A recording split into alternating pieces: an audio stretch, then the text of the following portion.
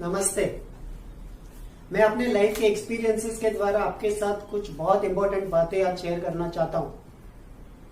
मैं आपको यह बताना चाहता हूं कि ऐसे कौन कौन दुश्मन रहे हैं मेरे, जिसकी वजह से मुझे लाइफ में बहुत प्रॉब्लम हुई है।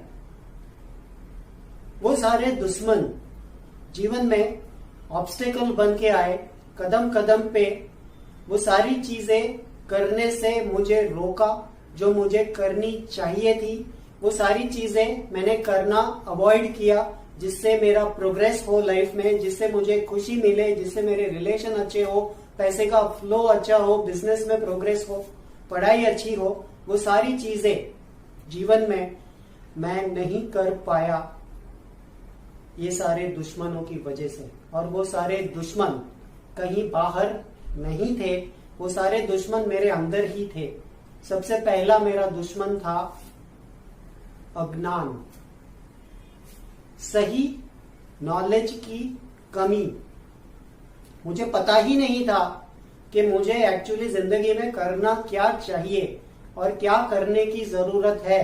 जो जो चीजें मैं करता गया वो सारी गलत साबित होती गई, क्योंकि ज्ञान का अभाव था, ट्रू नॉलेज नहीं था। मुझे लगता था कि मेरे में नॉलेज है, पर वो सारा नॉलेज मुझे गलत तरीके से ही काम करने पे प्रेरित करता था। और उसे करते वक्त मुझे ऐसा लगता था कि मैं जो कर रहा हूं वो सही है, मुझे सब पता है। I know everything, I have lot of knowledge, but it was not knowledge, it was अज्ञान। अज्ञान मीन्स नॉलेज की कमी या सही नॉलेज का ना होना, या जो नॉलेज मेरे पास है उसे सही समझना। उसे सही समझ के जो जो चीजें मैंने की उसमें रुकावटें आई, उसमें प्रॉब्लम आए। फिर रियलाइज हुआ कि ये नॉलेज मिथ्या है। जो सारी चीजें मैं जानता हूं, मैं समझता हूं कि सही है, वो एक्चुअली सब गलत है। कुछ चीजें इस तरह से नहीं की जाती। उसे समझने के लिए 35 साल लगे। तब तक अज्ञान में ही मैं जीता रहा। दूसरा मेरा अंदर का जो दुश्मन था वो था आलस।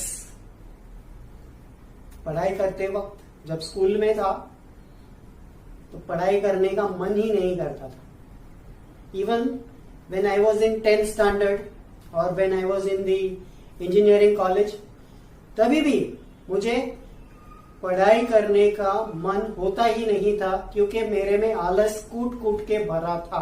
वो सारी चीजें उस स्टेज पे जो मुझे करना आवश्यक था, वो सारी चीजें मैंने करना ही अवॉइड किया। उसकी वजह से सफरिंग हुई।